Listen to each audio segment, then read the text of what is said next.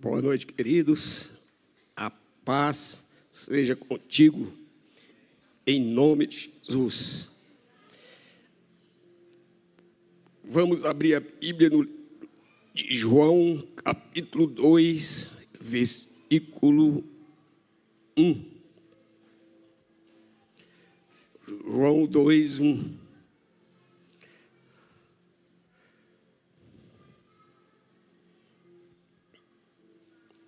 Até os 6.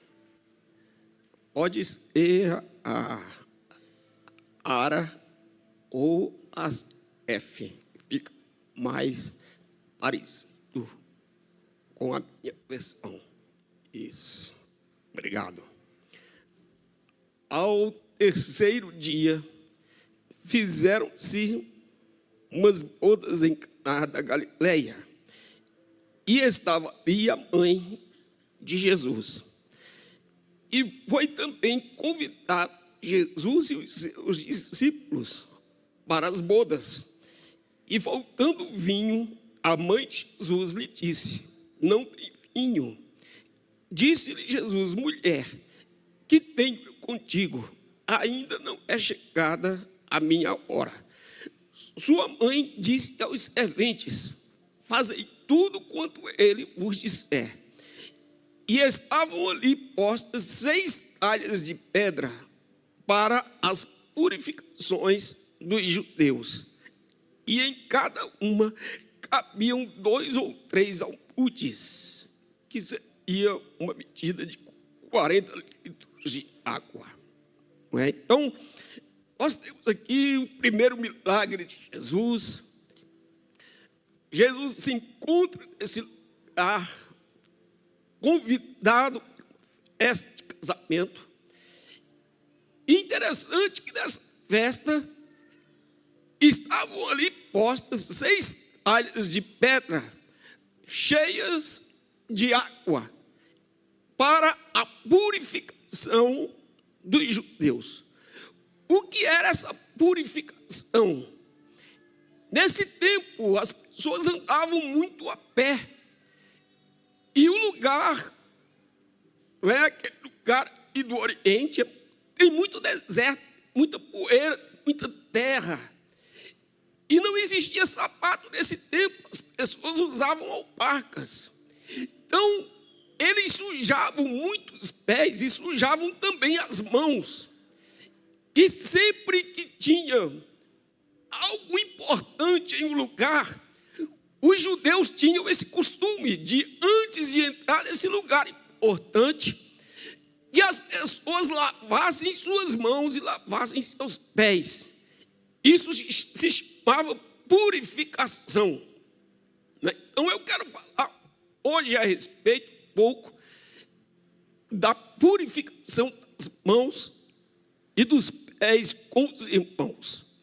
Salmos 104, versículo 27. Salmos 104, versículo 27. Diz assim: todos esperam de ti que lhes deis o seu sustento em tempo oportuno, dando-lhe tu, eles o recolhem. Abres a tua mão e se enche de bens. Então o salmista diz que nós esperamos nele, esperamos o sustento e tempo oportuno para buscar esse favor de Deus. E Deus então abre as suas mãos para nos encher de bens, para nos abençoar. Salmos 119, versículo 105 diz: lâmpada para os meus pés é a tua palavra e luz para o meu caminho. Então, irmãos, as mãos falam dos feitos, fala das bênçãos que recebemos, fala das obras que nós executamos. As mãos falam do nosso trabalho e os pés faz menção ao nosso caminho. Então, o que seria purificar nossas mãos? O que seria o lavar as mãos?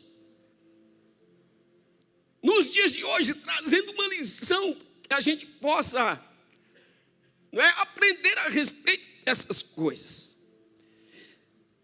Tiago capítulo 4, versículo 3 diz: pedis e não recebereis, porque pedis mal, para o gastardes em vossos deleites. Então, quando nós pedimos, nós estamos suplicando pelas mãos do Senhor, pelos seus benefícios, pelo seu favor. E Tiago está dizendo que quando nós pedimos mal. E quando nós pedimos mal, nós não recebemos. Então, o que seria fazer uma oração, uma petição e pedir mal? Seria você orar, você pedir algo com a motivação errada. E o que é motivação errada? É a razão pela qual você pede o que pede. Seria o motivo interior que te impulsiona a esta ação.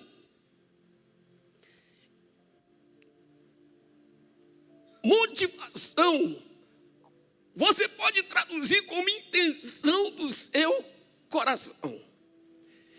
Então, quando você pede, Deus olha para a sua motivação, para a intenção do seu coração. Por que você está pedindo isso? Por que você busca esse favor? Por que você quer essa graça?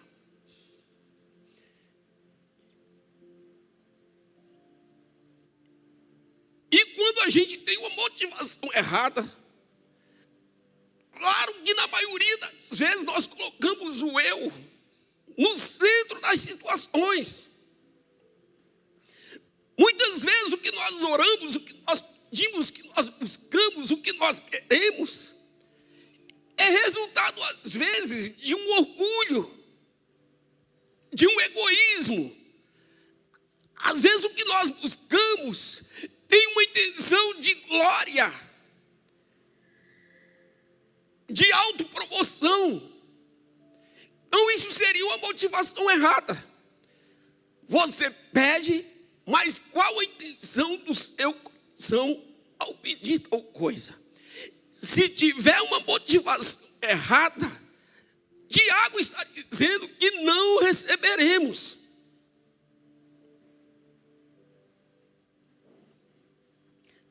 Vou te dar alguns exemplos bíblicos. Atos capítulo 8, versículo 18. E Simão, vendo que pela imposição das mãos dos apóstolos era dado o Espírito Santo, lhes ofereceu dinheiro, dizendo: dai-me também a mim esse poder, para que aquele sobre quem eu puser as mãos receba o Espírito Santo. Mas disse-lhe Pedro: o teu dinheiro seja contigo para a perdição, pois cuidaste que o dom de Deus se alcança por dinheiro. Tu não tens parte nem sorte nessa palavra, porque o teu coração não é reto diante de Deus. Então nós vemos esse homem por nome de Simão, que oferece dinheiro aos apóstolos, para que os apóstolos colocassem a mão na sua cabeça e dessem a ele esse poder de orar pelas pessoas e as pessoas serem batizadas no Espírito Santo. Então o que ele buscava? A autopromoção. Simão queria glória para si, porque ele era um mágico. E ele nunca tinha visto aquilo, os apóstolos orarem por alguém e uma pessoa ser cheia de Deus, e de repente passar a falar outras línguas, ser revestida desse poder. Então o que Simão pede tem uma motivação errada. Nós temos tantos exemplos. Por exemplo, a oferta de Abel e Caim. Deus recebe a oferta de Abel e rejeita a oferta de Caim. Por quê? Porque a oferta de Caim teve uma motivação errada. A Bíblia diz que Abel levou dos primogênitos, das primícias do seu rebanho, enquanto Caim levou no final da colheita, ao cabo de dias, a oferta. Então um estava ofertando para honrar a Deus, e o outro estava apenas cumprindo um ritual. E quando a motivação é errada, Deus não recebe. Nós temos um exemplo clássico em Atos, capítulo 4, a partir do versículo 36.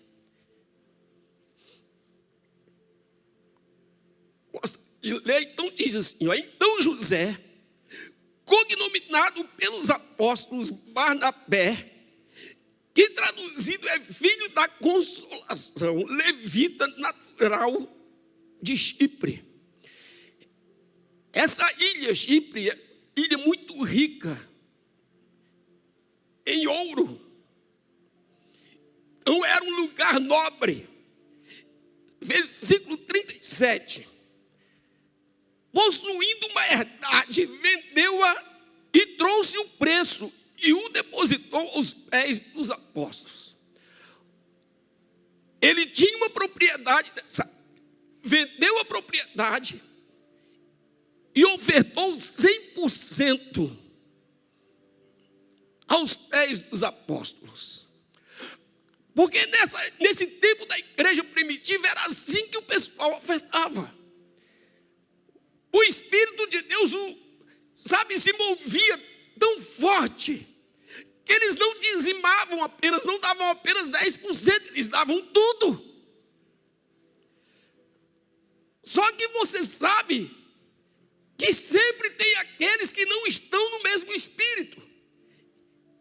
E diz o capítulo 5, versículo 1, um certo homem chamado Ananias, com Safira, sua mulher, vendeu uma propriedade, olhando o que Barnabé tinha feito. Acredito eu que tiveram inveja e o desejo de fazer o mesmo, em busca de uma autopromoção, em busca de querer ser visto, ser notado pelas pessoas. Só que quando você não é original, você não consegue fazer. Aqui diz que ele vendeu uma propriedade, e o versículo 2 diz, e reteve parte do preço, sabendo também sua mulher, e levando uma parte, a depositou aos pés dos apóstolos. Então veja bem, digamos se o cara vendeu uma casa por 100 mil. Então ele olha para aquele dinheiro e diz, não, isso é muito dinheiro, como é que eu vou dar isso tudo aqui para a igreja, rapaz? Não, vamos tirar pelo menos uns 30 mil, 40, porque vamos dar 60. Não tinha problema nenhum ele fazer isso. O problema é que ele deu apenas parte do valor, como se estivesse dando o valor integral. E diz aqui o versículo 3, disse então Pedro, Ananias, por que encheu Satanás o teu coração para que mentisses ao Espírito Santo e retivesses parte do preço da herdade? Guardando-a não ficava para ti. A casa não era tua, você não precisava fazer isso. E vendida não estava em teu poder o montante, o valor, porque formaste esse desígnio em teu coração. Não mentiste aos homens, mas a Deus. E Ananias, ouvindo estas palavras, caiu e expirou, morreu.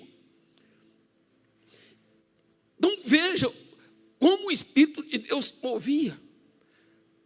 O cara faz uma oferta com uma motivação errada, e o resultado disso é morte.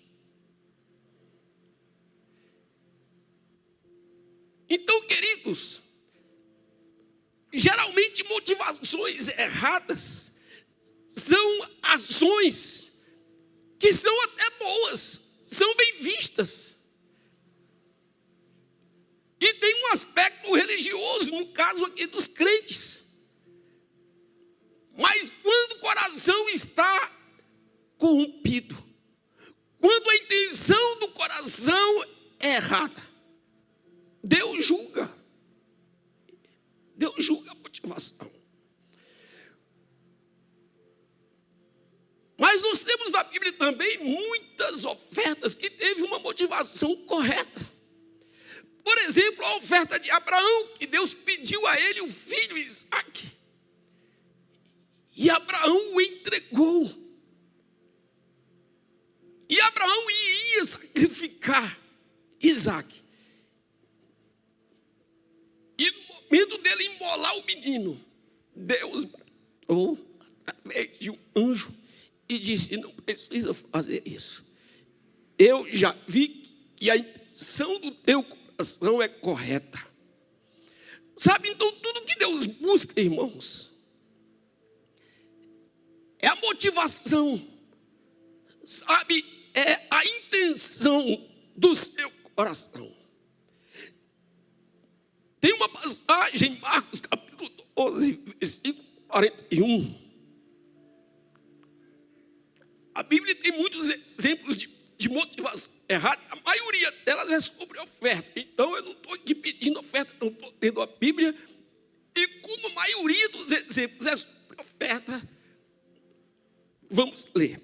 Marcos 12, 41. Marcos 12, 41.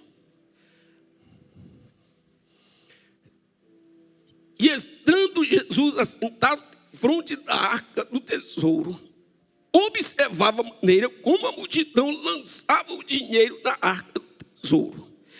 E muitos ricos deitavam muito dinheiro. Vindo, porém, uma pobre viúva deitou 2 pequenas moedas que valiam meio centavo. E chamando os seus discípulos, disse-lhes: em verdade vos digo, que esta pobre viúva deitou mais do que todos os que deitaram na arca do tesouro. Ou seja, essa viúva deu maior oferta que todos, porque todos ali deram do que lhes sobrava, do que lhes sobejava. Mas esta, da sua pobreza, deitou tudo que tinha, todo o seu sustento. Você veja, muitos ricos davam grandes quantidades, mas Jesus, essa grande quantidade, ele dá do que lhe sobra. Ele tem muito mais. Mas essa viúva está dando todo o seu sustento. Então Jesus chama nesse momento os discípulos e aproveita esse momento para ensinar. E diz: observe, de todos aqui, essa viúva teve a motivação correta de ofertar, porque ela deu tudo do seu sustento. Tem uma outra oferta que está em João capítulo 12, versículo 3, né, que diz assim: então Maria, tomando uma rata de unguento de nardo puro de muito preço, ungiu os pés de Jesus, enxugou-lhe os pés com os seus cabelos, e encheu-se a casa do cheiro do unguento. Então um dos seus discípulos, Judas Iscariotes, filho de Simão, que havia de traí-lo, disse: por que não se vendeu este unguento por 300 dinheiros e não se deu aos pobres? Olha, queridos, uma palavra dessa, você olha, você diz: olha, esse cara é crente, não é? Olha o que ele está dizendo. Para que esse desperdício, desperdiçando algo tão caro nos pés de Jesus? Gente, vamos vender isso e vamos dar aos pobres. Só que isso era só conversa. A motivação estava errada.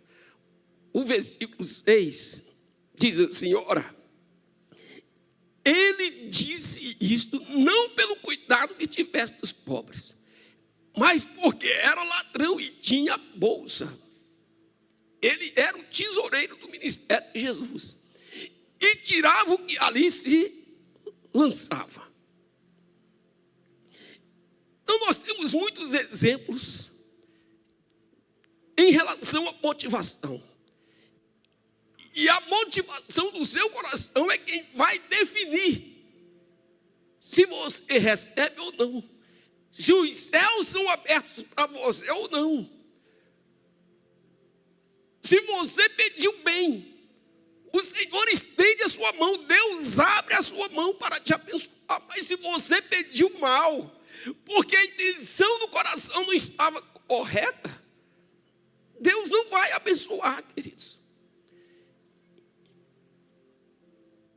Então nós não vamos ler, mas eu só vou citar Salmos 139, versículo 23 e 24. Fala para a gente examinar o nosso coração. Quando você for pedir algo a Deus, quando você for falar com Deus, examine o seu coração. Porque você pode ser o próprio juiz. E fazer essa autoanálise. Por que eu estou pedindo isso? Por que eu quero isso? Qual a motivação do meu coração? Romanos 12:2, Paulo fala a respeito de você renovar a sua mente, para que você possa discernir a boa, perfeita e agradável vontade de Deus. Filipenses 2:3 e 5 fala a respeito da humildade e serviço, de você se esvaziar de si mesmo, quando você buscar as mãos do Senhor. Porque, queridos, não tem nada de errado em você pedir a Deus, em você buscar algo em Deus. Jesus veio para isso mesmo, para te dar resposta. Mas as nossas mãos precisam estar purificadas. O nosso coração precisa ter a motivação correta. Quando você serve a igreja, você serve por quê? Qual a motivação pelo qual você faz o que faz? Quando você busca uma posição espiritual, qual é a motivação que te leva a essa busca? Isso é somente para alimentar o teu ego? Isso somente é para te autopromover? Ou será que você realmente quer servir o reino? Quando nós buscamos reconhecimento, na maioria das vezes é porque o nosso coração está cheio de motivações erradas. Sabe, porque a Bíblia nos ensina, queridos, de capa a capa, que a nossa recompensa está em Deus. Então nós vivemos por uma esperança futura. Então, se nós trabalhamos buscando uma recompensa humana, ser visto pelos homens, o próprio Jesus diz: olha, vocês que fazem isso já receberam a recompensa, não tem mais para receber. Em 1 Coríntios capítulo 3, nos ensina a fazer todas as coisas pela prática do amor. Gálatas capítulo 5, versículo 16, nos ensina a fazer todas as coisas na dependência do Espírito Santo. Dependemos do Espírito Santo, para que a gente possa ter motivação correta. Tiago capítulo 4, versículo 8.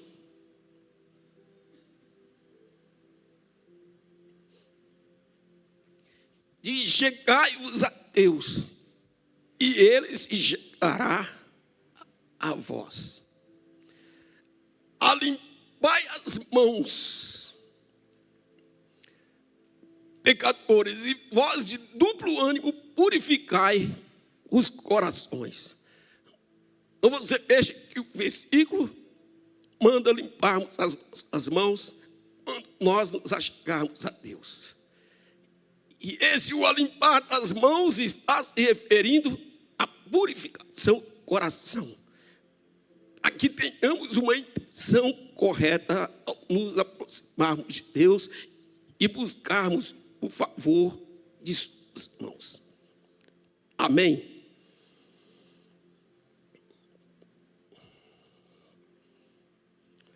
Mateus 27, 24.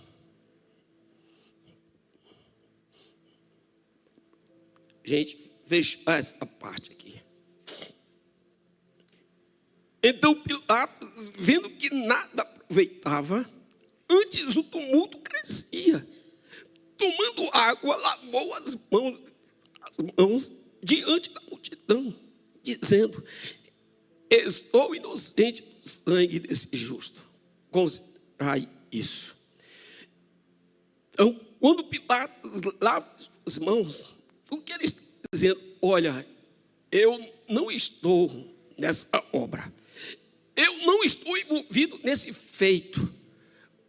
Porque quando falamos das mãos, nós estamos falando daquilo que fazemos, daquilo que construímos, daquilo que edificamos.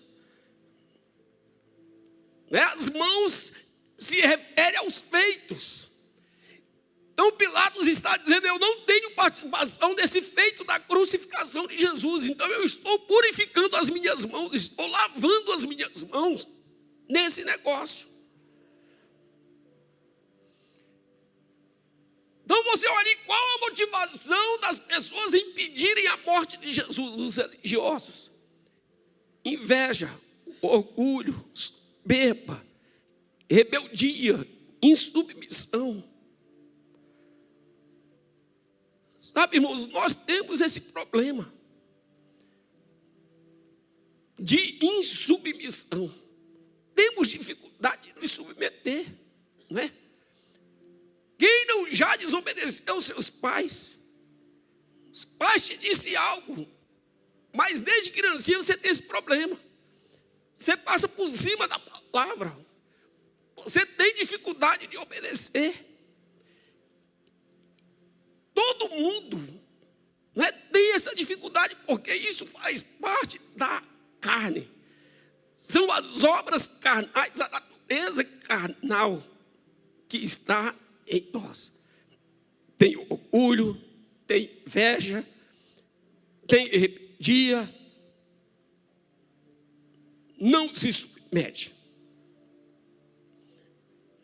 Então Jesus em João 1 João capítulo 5, versículo 14, 1 João 5, 14, ele diz: e esta é a confiança que temos nele.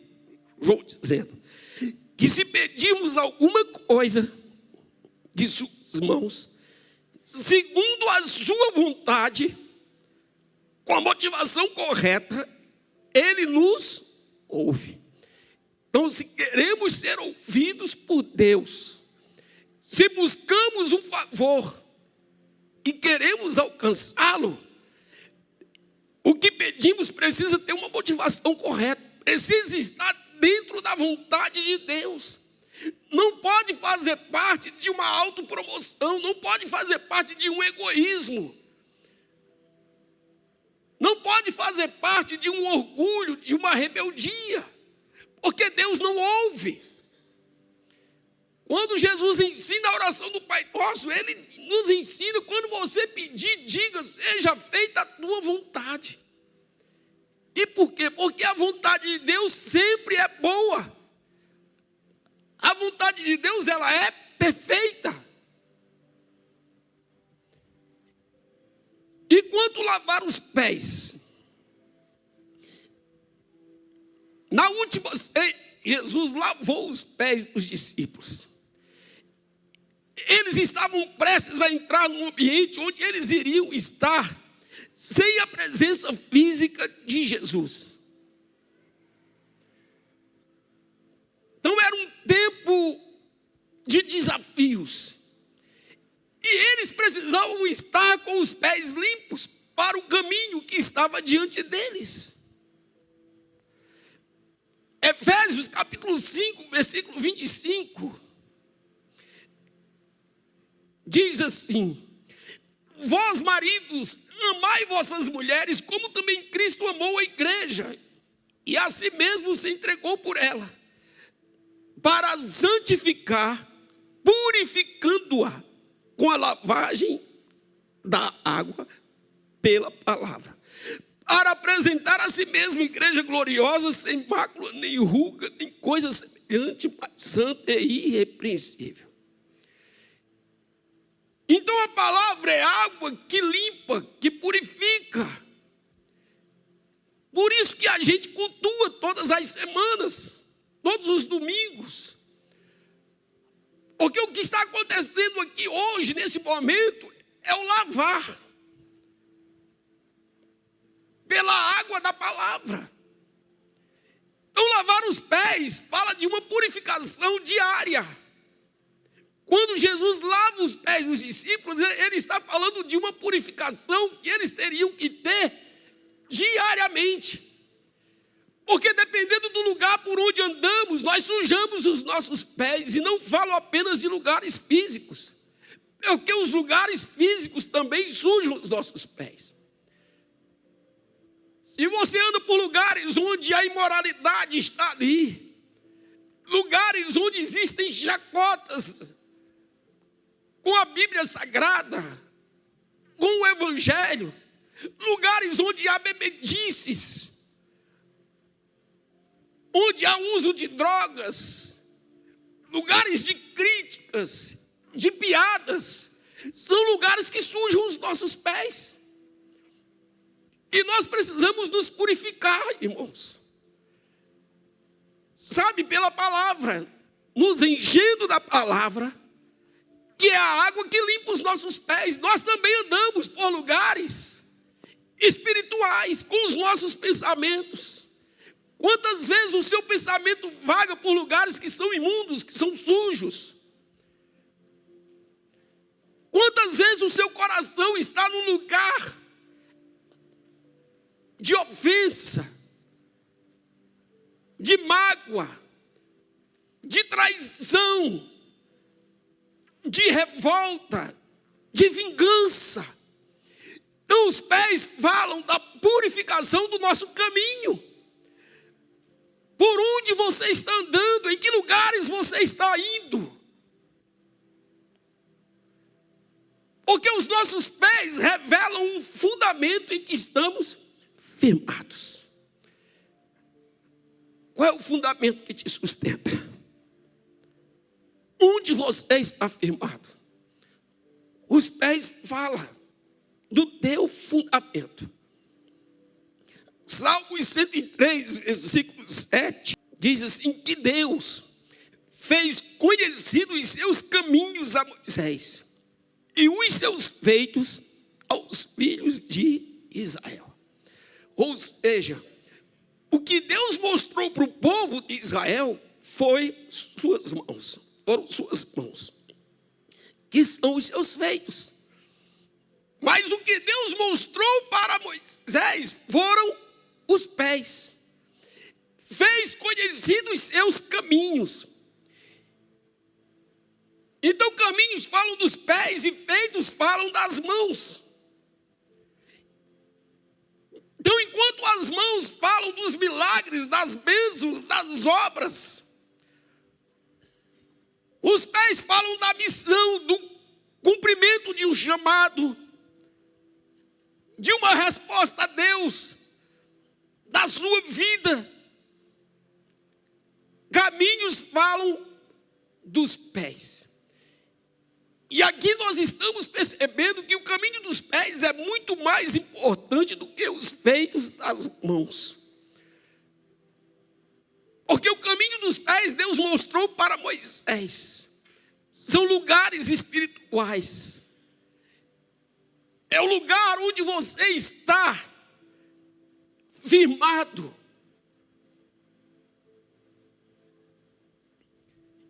Então os caminhos dos pés sempre vai ser um nível maior, mais elevado, do que conhecer apenas as mãos de Jesus. E a gente sabe que hoje muitas pessoas buscam apenas suas mãos, os seus feitos, os milagres, as suas bênçãos. Mas ninguém, ou melhor, poucos são aqueles que querem colocar os seus pés no caminho. Poucos são aqueles que querem com os seus pés entrar no lugar santíssimo. Poucos são aqueles que com os seus pés entram num ambiente espiritual de adoração, de oração, de humilhação, de obediência. E foi esse caminho que Deus mostrou a Moisés. A palavra de Deus é luz para o nosso caminho e lâmpada para os nossos pés. Então eu te dou uma dica. Antes de buscar as mãos do Senhor, use os pés para entrar onde a presença de Deus está. Porque onde os seus pés estão, Deus não tem problema de abrir suas mãos. Você sabe que quando Jesus foi crucificado, os homens feriram suas mãos e os seus pés, né? Feitos. Ali estava sendo crucificado. Em atenção a Deus, a sua obra, os feitos. Suas mãos ele estava dando aos homens. E os seus pés, o caminho por onde somos salvos, redimidos. Os nossos pés, queridos, fala do ambiente que nós estamos, de uma entrega total e absoluta do coração. Salmos 12, Salmos 121, versículo 1. Olha o que Davi diz: levantarei os meus olhos para os montes, de onde vem o meu socorro. As mãos. Meu socorro vem do Senhor que fez o céu e a terra. Olha o versículo 3. Não deixará vacilar o teu pé. Aquele que te guarda não tosquenejará. Então Deus não quer que os teus pés vacilem. Porque se os teus pés estiverem bem firmados, as mãos do Senhor sempre estará pronta para te abençoar. Amém? Gente, então, finalizar, quero falar de algo que está relacionado com o nosso caminho. São 3 coisas que a gente precisa considerar.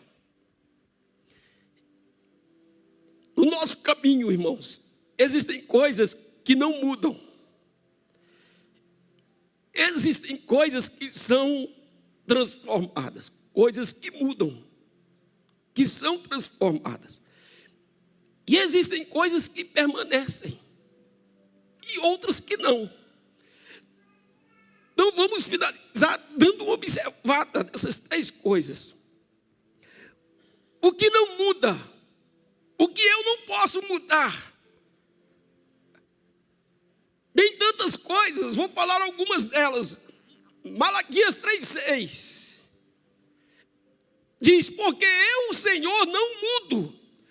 Por isso vós, ó filhos de Jacó, não sois consumidos. Então Deus, ele não muda. Sua misericórdia não muda. Ele vai sempre perdoar. A sua bondade não muda. Então eu não posso mudar Deus. Eu não posso abrir uma igreja mudando o evangelho, porque eu quero que Deus mude, não eu. Então Deus, ele não muda. Tiago capítulo 1, versículo 17, diz assim: toda boa dádiva e todo dom perfeito vem do alto, descendo do Pai das luzes, em quem não há mudança, nem sombra de variação.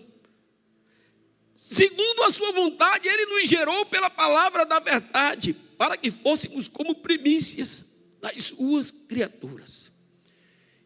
Então isso não muda.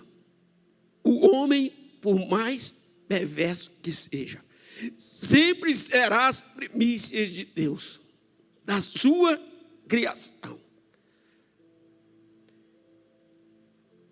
Casamento, conceito de casamento, isso não muda, porque Deus criou o casamento.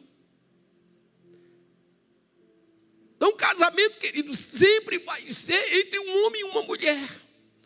O homem pode gerar outras leis que digam, não, o casamento pode ser entre duas mulheres, pode ser entre dois homens, pode ser entre um homem e um cachorro. O homem pode criar essas leis. Mas o princípio nunca vai mudar. Deus, ele fez macho e fêmea. E deixará o homem seu pai e sua mãe, e se unirá à sua mulher, e os dois serão uma só carne. Isso não muda. O conceito de família também não muda. Família é um projeto de Deus. É um homem, mulher e seus filhos. Isto é uma família. Então o homem pode tentar mudar, mas isso não muda. O conceito sobre o sexo também não muda. Sexo é para o casamento, fora do casamento é pecado. Isso nunca vai mudar. Por mais comum que isso, esteja na sociedade, Deus não muda. Sua palavra não muda. Diz assim, os céus e a terra passarão, mas as suas palavras não hão de passar. Por quê? Porque Deus não muda, o evangelho não muda. Jesus não muda. A Bíblia diz que ele é o único caminho que nos leva a Deus. E isso nunca vai mudar. Se o homem achar que existe um outro caminho, ou criar um outro caminho, um outro jeito de se chegar a Deus, isso é apenas fruto de uma imaginação, isso não é real. Porque o que é real é que Cristo é o único caminho. Sua aliança com o homem também não muda. Isaías 54:10 diz, porque os montes se retirarão e os outeiros serão abalados, porém a minha benignidade não se apartará de ti, e a aliança da minha paz não mudará, diz o Senhor que se compadece de ti. Então, queridos, por mais que você pense que Deus se esqueceu de você, Deus, ele não muda. Ele fez uma aliança de redenção. E sempre que você olhar para ele e buscar as suas mãos, mas buscar também os seus pés, o Senhor te recebe. E ele te dá paz. Amém. A aliança que Deus fez com Noé, essa nunca vai mudar. A aliança que Deus fez com Abraão, por meio de Abraão, todas as famílias da terra serão abençoadas. Isso não muda. A aliança que Deus fez com Jacó, isso não muda. A aliança que Deus fez com Jesus e com a sua igreja, isso nunca vai mudar. Então eu preciso compreender que existem coisas que não mudam. O conceito de pecado nunca vai mudar. Eu posso inventar, imaginar, criar tantas leis, mas o conceito de pecado não muda. Prostituição sempre vai ser pecado, isso não muda. Mentir sempre vai ser um pecado, isso não muda. Então, o conceito de pecado, irmãos, não muda.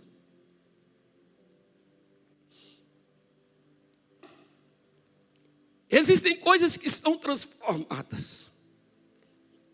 Quem é transformado? Eu e você.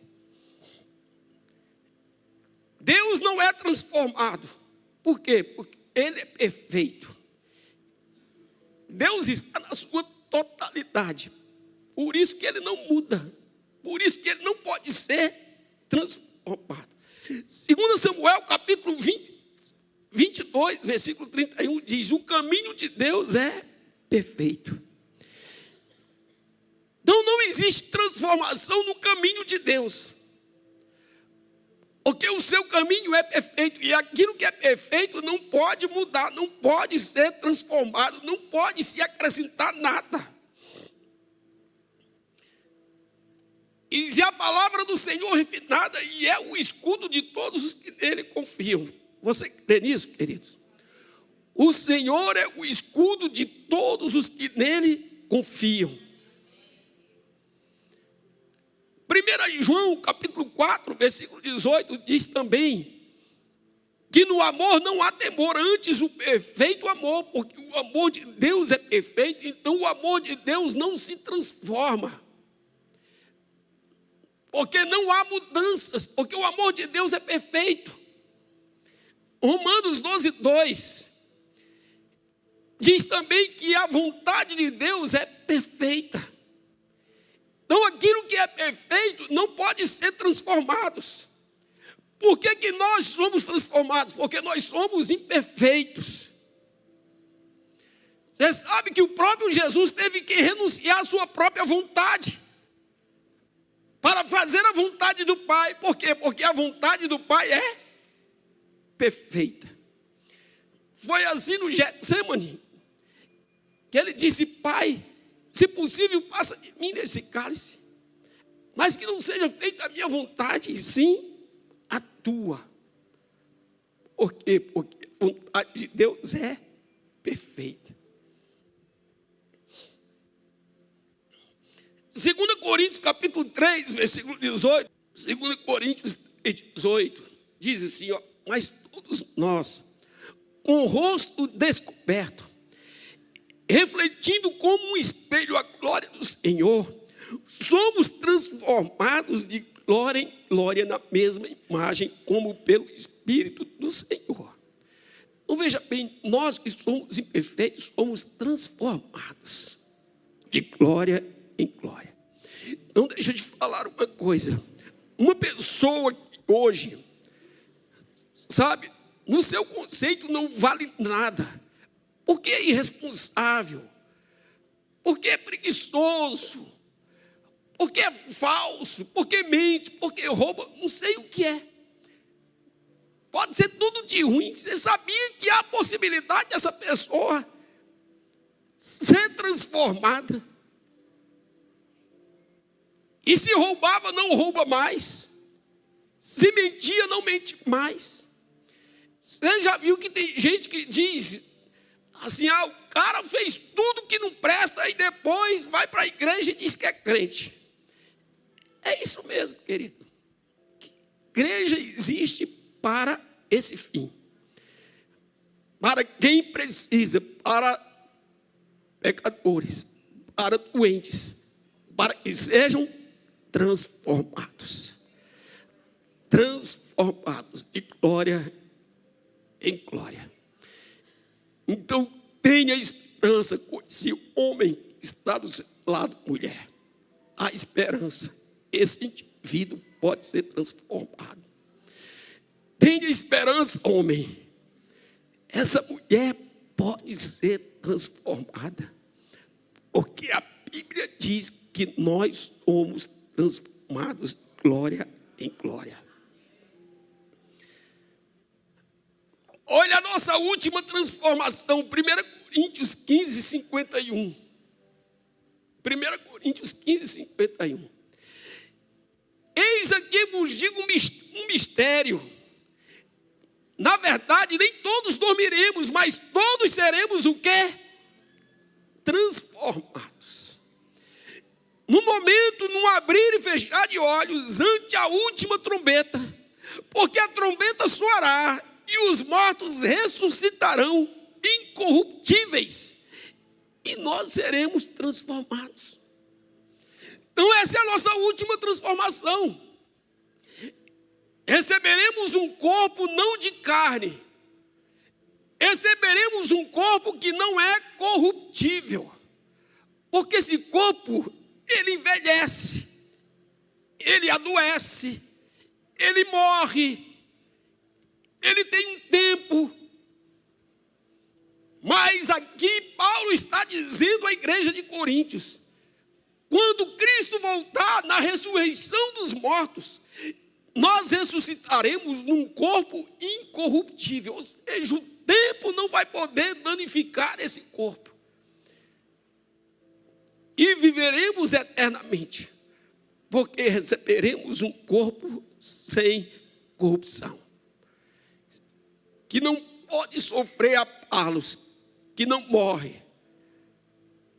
Como se diz, eu não sei, mas ele sabe muito bem. Amém?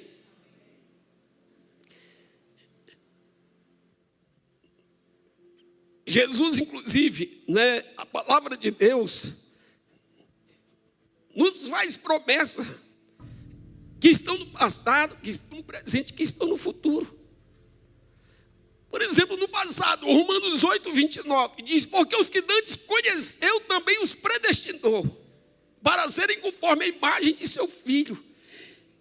Então, antes de você nascer, você foi predestinado a ser parecido com Jesus.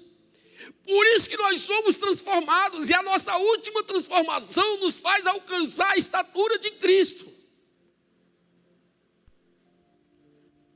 Então, isso é uma promessa que está no passado, que diz assim: também os predestinou para serem conformes à imagem de seu filho, a fim de que ele seja o primogênito entre muitos irmãos. Então essa é uma promessa que está no passado, e a promessa que está no presente, 2 Coríntios capítulo 3, versículo 18. Mas todos nós, com o rosto descoberto, refletido como um espelho a glória do Senhor, somos transformados de glória em glória na mesma imagem de Jesus. Então, querido, esse é o princípio da igreja. Você está aqui e ser cada dia melhor. Essa transformação precisa estar acontecendo em você, senão você não está dentro do processo. Se hoje você está pior do que no ano passado, está errado. Você precisa estar melhor. Você precisa estar tendo mais facilidade de perdoar. Você precisa estar mais cheio de Deus. Você precisa ter mais disposição de servir. O seu coração precisa estar mais quebrantado. Você precisa estar muito mais cheio do amor de Deus. Porque nós estamos nesse processo de transformação para espelhar a glória de Jesus, a glória do Senhor. Estamos sendo transformados na mesma imagem. E quando que esse processo vai se completar? Na promessa que está no futuro. 1 João 3,2 diz assim: amados, agora somos filhos de Deus, e ainda não é manifestado o que havemos de ser. Então ainda não foi manifestado o que você será. Mas sabemos que quando ele, Jesus, se manifestar, seremos semelhantes a ele, porque assim como é, o veremos. Quantos carregam essa esperança? Irmãos, você precisa encher seu coração de esperança. Se você anda carregando essa esperança, de que um dia, quando Cristo se manifestar, você será como ele, você tem motivo, e um motivo correto, para servir a Deus, sabe, para carregar no seu coração o evangelho de Cristo. E permanecer. 2 Timóteo 2,11. Sabe, queridos, você precisa permanecer em Cristo. Você está sendo transformado, e tudo que for transformado precisa permanecer. Não retroceda. 2 Timóteo 2,11. A palavra fiel é esta: que se morrermos com ele, também com ele viveremos. Se sofrermos, também com ele reinaremos. Se o negarmos, também Ele nos negará. Se formos fiéis, Ele permanece fiel. Não pode negar-se a si mesmo. Então, o primeiro princípio, Deus permanece fiel. Porque fidelidade está na identidade de Deus. Ele não pode mudar, então Ele permanece sendo o que Ele é. Mas quando se dirige a você, em João capítulo 15, versículo 16, diz que todo fruto que nós damos precisa permanecer. Não me escolheste vós a mim, mas eu vos escolhi a vós e vos nomeei para que vades e deis fruto, e o vosso fruto permaneça, a fim de que tudo quanto em meu nome pedirdes ao Pai, Ele vô-lo conceda. Então nosso fruto precisa permanecer. Você precisa permanecer crendo na palavra de Deus. Você precisa permanecer em santidade. Você precisa permanecer trabalhando na obra. Você precisa permanecer servindo. Você precisa permanecer orando. Porque o fruto que não permanece de nada vale. Todas as pessoas que um dia eu preguei, que se perderam, que voltaram para o mundo, eu não tenho recompensa dessas pessoas. Porque esse fruto não permaneceu. Eu só tenho fruto, resultado, recompensa dos frutos que permaneceram. Paulo diz: eu esmurro o meu corpo todos os dias e o reduzo à servidão, para que eu permaneça de pé, para que eu permaneça crendo, para que eu permaneça salvo, para que Cristo permaneça em mim. E você sabe, queridos, que qualquer coisa é fácil para começar. Agora, difícil é permanecer. É muito fácil levantar a mão, aceitar Jesus e confessar Ele como Senhor e Salvador da sua vida. Mas eu quero ver você permanecer em Cristo. Quero ver você permanecer em Cristo. Tudo na vida é assim. É muito fácil começar uma empresa. Difícil é permanecer aberta. Muito fácil começar uma igreja. Difícil é ela permanecer de pé. É muito fácil começar um casamento. Difícil é permanecer nele. Por isso que Deus diz: o fruto tem que permanecer. Porque se não permanecer, de nada vale. Lucas 9,62, Jesus disse assim: ninguém que lança a mão do arado e olha para trás é apto para o reino de Deus. Ninguém. Se você lança a mão do arado e você olha para trás, você não está apto para o reino de Deus. Apto para o reino de Deus são apenas aqueles que permanecem. Tem que permanecer, queridos. Tem que ser fiel até o fim. Se não permanece, a sua declaração de fé que um dia você fez, de nada vale. Não é assim que Jesus diz? Muitos me dirão naquele dia: Senhor, eu curei em teu nome, eu profetizei. E Jesus diz: eu não vos conheço, porque eu só estou vendo as mãos de vocês, os feitos. E cadê os pés? Por onde vocês andaram? Apartai-vos de mim, vós que praticais a iniquidade.